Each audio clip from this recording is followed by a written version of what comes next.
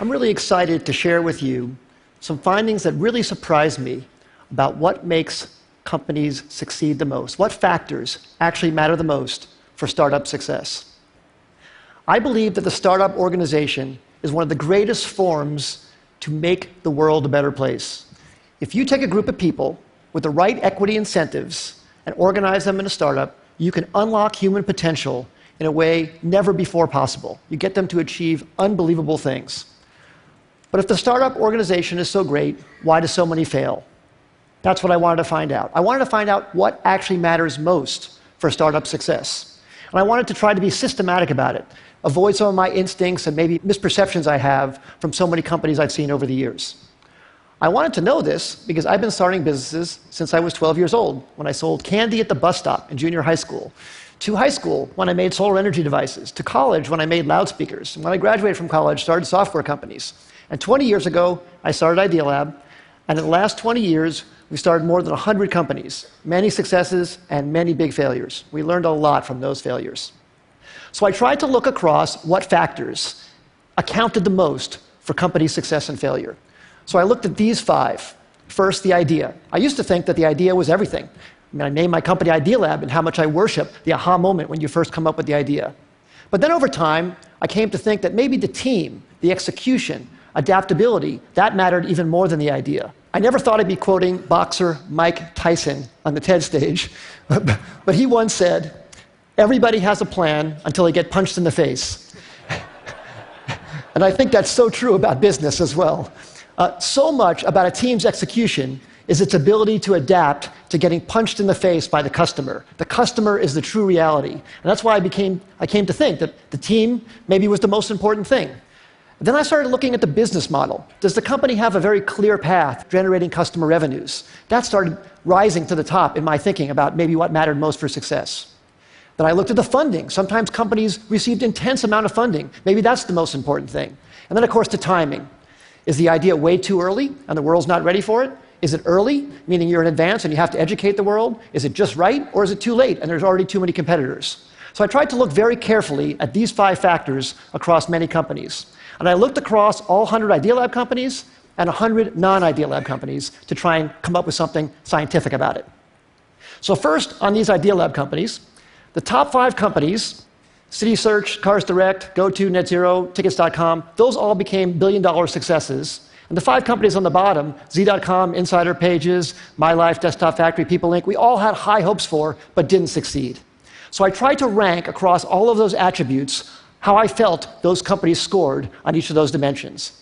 And then for non-Idea Lab companies, I looked at wild successes like Airbnb and Instagram and Uber and YouTube and LinkedIn, and some failures. Webvan, Cosmo, Pets.com, Flues, and Friendster.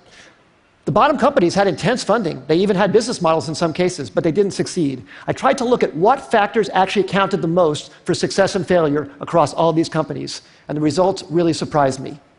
The number one thing was timing. Timing accounted for 42% of the difference between success and failure.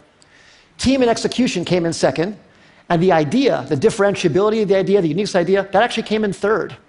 Now, this isn't absolutely definitive. It's not to say that the idea isn't important.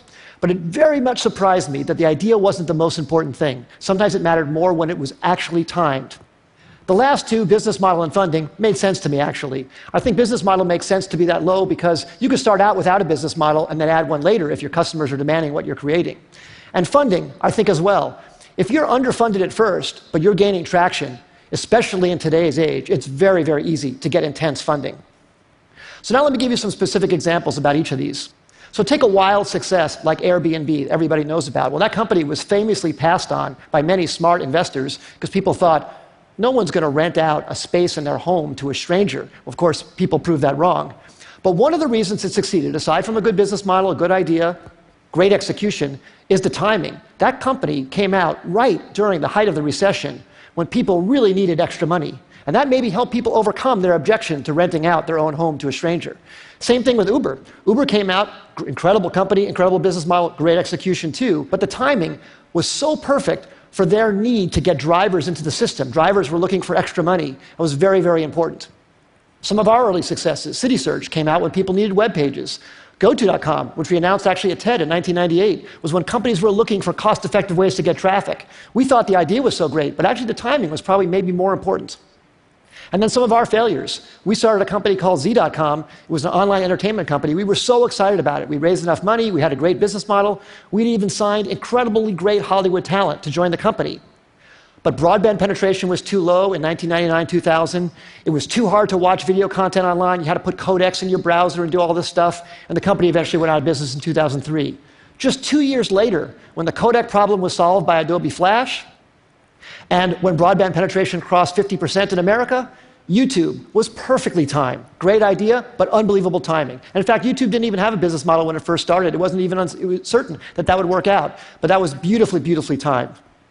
So what I would say in summary is execution definitely matters a lot. The idea matters a lot, but timing might matter even more. And the best way to really assess timing is to really look whether consumers are really ready for what you have to offer them, and to be really, really honest about it, not be in denial about any results that you see. Because if you have something you love, you want to push it forward, but you have to be very, very honest about that factor on timing. As I said earlier, I think startups can change the world and make the world a better place. I hope some of these insights can maybe help you have a slightly higher success ratio and thus make something great come to the world that wouldn't have happened otherwise. Thank you very much. It's been a great audience.